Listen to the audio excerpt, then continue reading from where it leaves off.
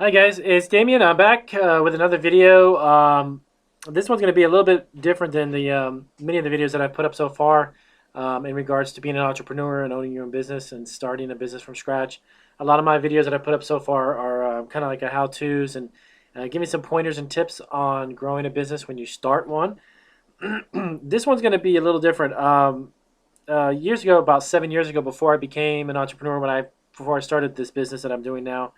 By the way, if you haven't seen any of my videos, I own and operate a candy company. My wife and I started from home. We started from scratch, very, very small. And it's been about 6 or 7 years now. We do most of our business through the internet, probably say 99% of our business. And we now have grown it and ship worldwide. Excuse me. We ship worldwide, and we have several platforms. We have a shop on Amazon, Etsy, Bonanza, eBay, and our own company site as well.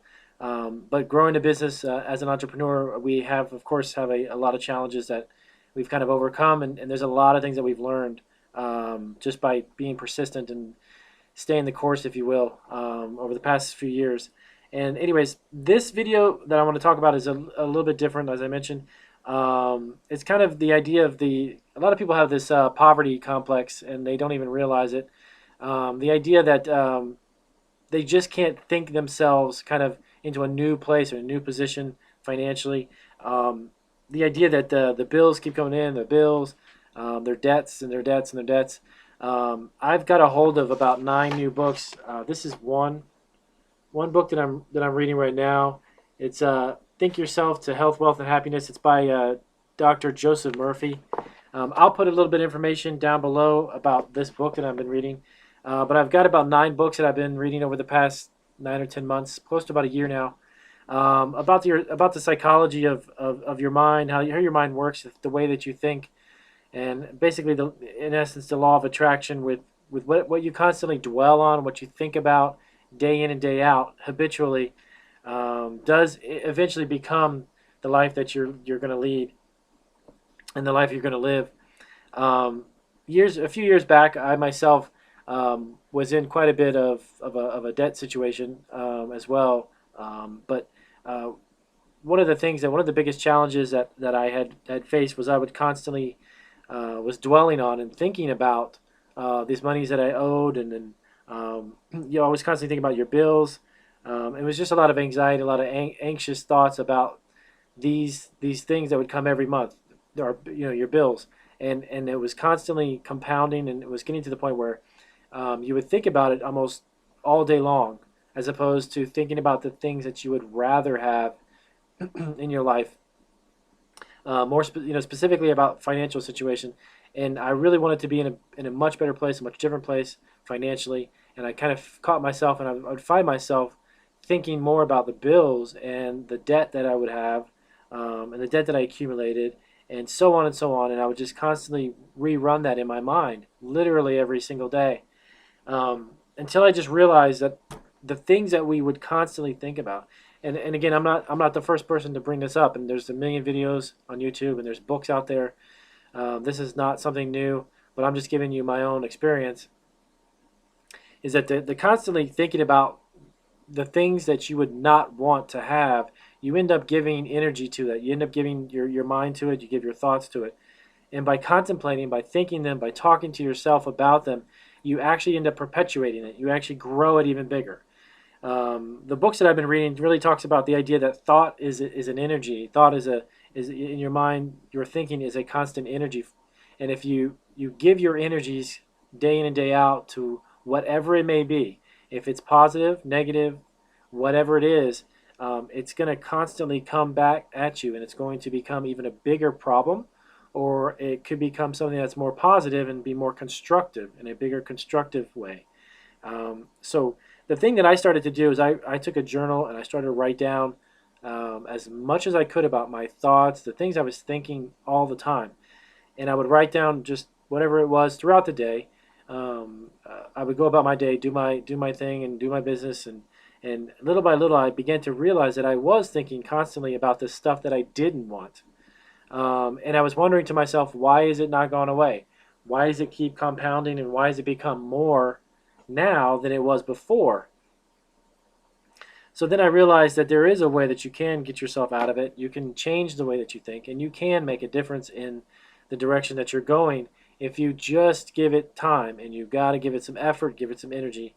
So with these books that I've been reading, along with a lot of prayer and a lot of just focusing my mind on what I really want, I began to dwell on things that were more constructive. I was dwelling on and telling myself that, you know what, I would just get up and say, you know what, thank God I've got these large orders coming in. Thank God I've got the money's in the bank, and the amount of money I need is such and such amount. And I would repeat that to myself over and over and over. It took several months, and I was reading again more and more in depth on how our mind works, and I would repeat that to myself constantly, just giving thanks for the fact that I've got those large orders. My business was growing, even though at the time when I started to do it, um, it wasn't happening that very second. But I would constantly say it, and I would act as if it was already there.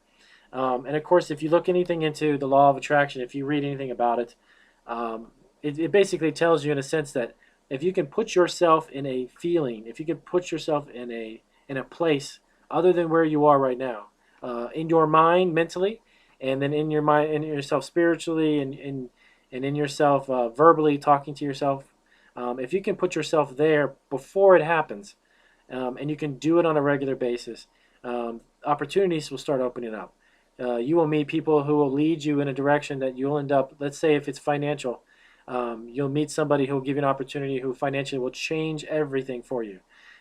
For us, being a business, we really needed our business to grow. We needed our business to have more orders, and we needed to grow in different avenues. And little by little, those avenues started to open up, and we began to sell on Amazon. We began to experiment with other selling platforms, and our business began to grow, and it's still growing. But between the time that I started to do this and today, some drastic, amazing, positive things have happened, and it really does have a big part to do with your attitude, the way you mentally look at things. An attitude that I've adopted being an entrepreneur, you're going to make a lot of mistakes. This is not the first business that I've been in, and it's probably not going to be the last, but I had probably, I think, 4 or 5 other businesses before I've done what I'm doing now. Things that I've tried and they just failed.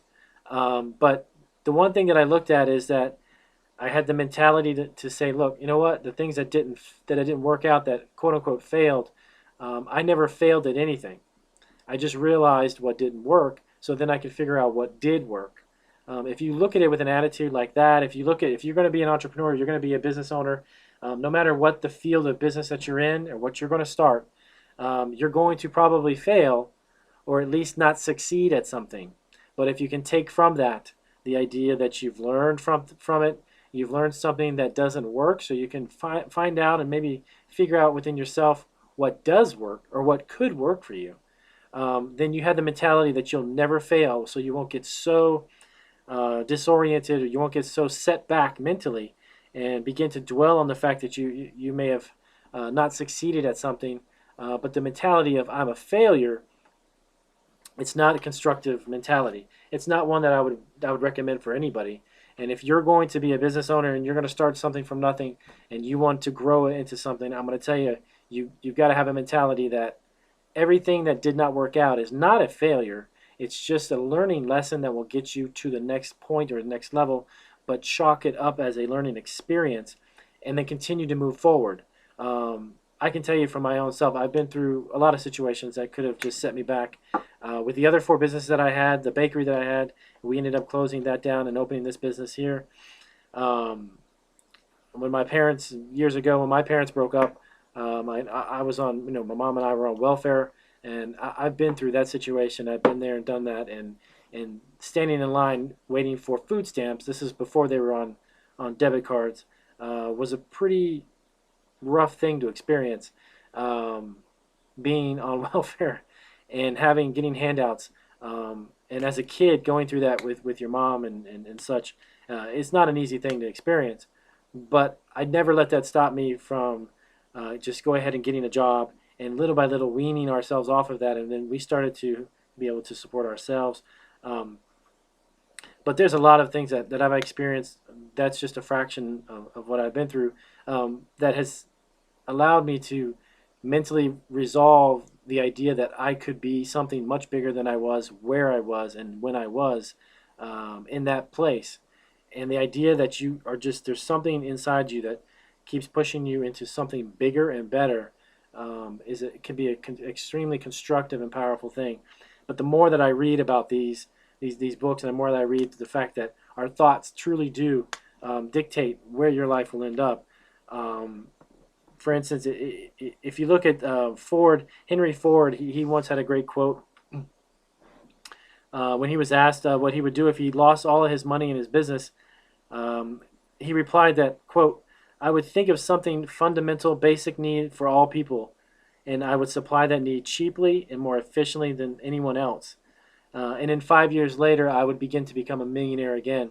That mentality is the reason why Henry Ford became who he was, is because that if he realized that if there was something he was doing had failed, he would just get his mindset, learn from what didn't work, chalk it up, and then he would find what he could produce for the masses, and he would do it more efficiently and more cheaply than anybody else, um, and then just become a millionaire again.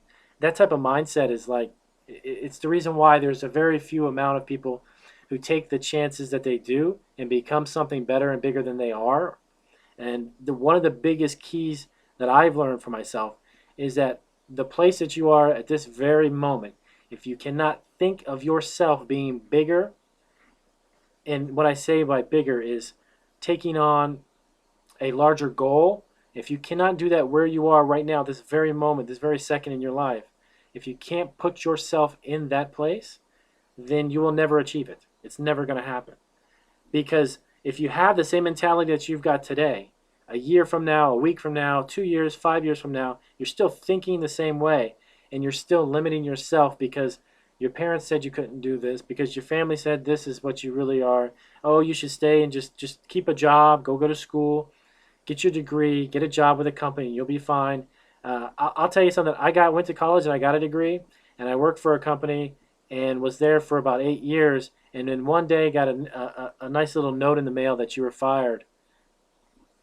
What do you do then? This whole idea, this whole concept that going to college and getting a degree and getting a 4-year degree, whatever form of degree you get, is going to guarantee you anything in this life, I'm going to tell you right now that's a joke and that's a lie. And if you believe that, well, then feel free to go ahead and get yourself a degree and then cross your fingers for the rest of your life. The one thing about being an entrepreneur, now I'm not knocking a degree if you're going to school, if you got your degree, I have a degree in marketing. If you've got a degree or you're pursuing one, that's great. But I can tell you right now, you can't count on it to be your golden ticket for the rest of your life. Because one day you could wake up and go to work, and that nice little message that you're going to get fired or laid off or downsized can happen in a split second. And then what are you going to do? The amazing thing about being your own business owner is if you begin to take the risk, if you begin to try something new, and you have enough faith and belief in yourself, it doesn't matter nobody's going to lay you off, because you're the one running the show and you're the one in control. If you go in every day to a job that you don't like to do, you're not passionate about doing it, and you expect or you think that that company's going to be there for you, you're unfortunately, as intelligent as you may be with your degree, it's a pretty sad statement to say that you're going to think to yourself, that company's going to be there. That company's got my back. I can put 20 years in and retire. That's a misconception and a farce, to be honest with you. So if you are passionate about something, no matter what it is, you have drive and you have discipline for yourself, and you'll be able to fall down because you're going to make mistakes, but you still want to pursue something, and you run the show. You are the thinker. You are the one coming up with the creative ideas. Then you need to try to be an entrepreneur. You need to pursue that. And there are many books out there that you can read about being an entrepreneur. There's all kinds of courses you can take. There's all kinds of motivational videos. Those are great. But at the end of the day, you have to do it. The idea that you can go to school, this is what also gets me about degrees in college education, is that you can read all about the stuff that you want in a book, But if you've never experienced or you've never done it, or you don't get up at 6 o'clock in the morning and stay up till 12 o'clock at night, and you're pursuing something that you want to do, and you have to wear 20 different hats because you've got the phone ringing, you've got to mail stuff, you've got to follow up with this account, you've got to generate new accounts, then you've got your tax filings and all the other stuff every single month, all of that you're going to do. You're not going to read that from a book. And if you think you are, good luck, because when you get to the point where you have your own business and you are running every single aspect of it and you are trying to grow the business and take care of your other responsibilities, there's no book that's going to teach you that. You can read all the books that you want, and they're great. Don't get me wrong. You can get the books and you can read and understand what other entrepreneurs have gone through. But until you sit down and start doing it, you're never going to know what to do. You're never going to know how to react when that month's 1 month sales comes in and you didn't reach that goal. So now you got to figure out where the rest of the money is going to come from. And 1 month you're overflowing with orders, so much so that you've met your goals, but now you're having trouble trying to fill it because you physically have to have these orders out the door. These are things that a lot of people don't think about, and the idea, the whole glamour about becoming some rich multi-millionaire or billionaire with an entrepreneurial spirit and all that other stuff, that's great. But the daily grind, you're going to have to grind every single day. As it is right now, my business, the way that we operate, I still go out there, go through the internet, and I got to go out and market our business every single day in and day out. And we get those orders, or we'll get a large order, or we'll cater one event, or we get a large event, and then we go a couple of days we may just get our standard orders, and we're trying to grow the business. So you need to almost, in a sense, hustle. You got to hustle and get yourself out there to promote your product, your service, whatever it is. Those things are things that are not taught in books. You got to be able to have the ability to do that, to push yourself. And if you don't have that ability to push yourself, then an entrepreneurial way of life is not going to be one for you. You can watch as many videos as you'd like on YouTube. You can read some amazing books on people who've done great things, amazing things with their life.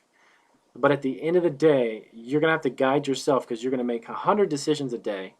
You're going to have to create your business from nothing.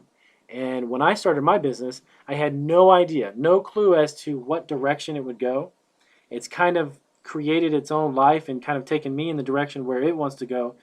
And that might sound a little odd to some people, but if you're in a business or if you're an entrepreneur, you'll understand what I'm saying, is that it will take on a life of its own.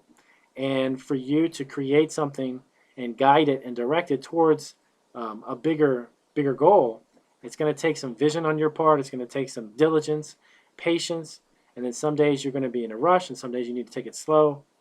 So all in all, I would recommend that if you're going to school, if you're in some position where you are right now, if you're working a job and you don't want to do it and you have to literally drag yourself out, it's just not your thing. It's not your niche. It's not what you do. It's not what you're passionate about. Continue to be where you are, but again, think larger than you are right now, and know that there is something bigger for you and something that you were put here for other than working a job. Because if you work a job, you're never going to get wealthy. Guarantee it. Rich people, wealthy people, there's been a lot of them that I've met. There's been some that I've read about. But rich people, wealthy people have multiple streams of income. They don't work one job and expect that one job to bring them wealth. Never going to happen. Never. I don't care what job you have. If it's a job that's an hourly job, there's nothing wrong with a job. I held a job working for hourly wage for 20 years, so I know what it's about. But I never became wealthy, and I never became rich, and I never enjoyed what I did. That just didn't happen. So now that I've got a business with what I've got, and I'm doing what I'm doing, it allows me to be creative, spend time with my family, live a healthier lifestyle. I can take a day off whenever I want. Those are the parts that, and along with becoming wealthy financially, those are the parts that make life rich. Because if you expect money to bring everything to you that you think you're rich just because you have wealth, monetary money in the bank, it's not going to do it. There's a lot of millionaires who are filled with unhealthy habits, alcoholics, drug addicts, womanizers.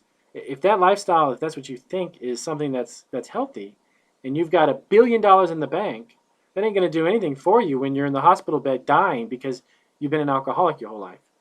The idea of being rich and living a rich life has a lot of different angles to it and a lot of different facets to it, other than the fact of having money in the bank. So I hope that that helps you in some small way understand an entrepreneurial lifestyle and starting something.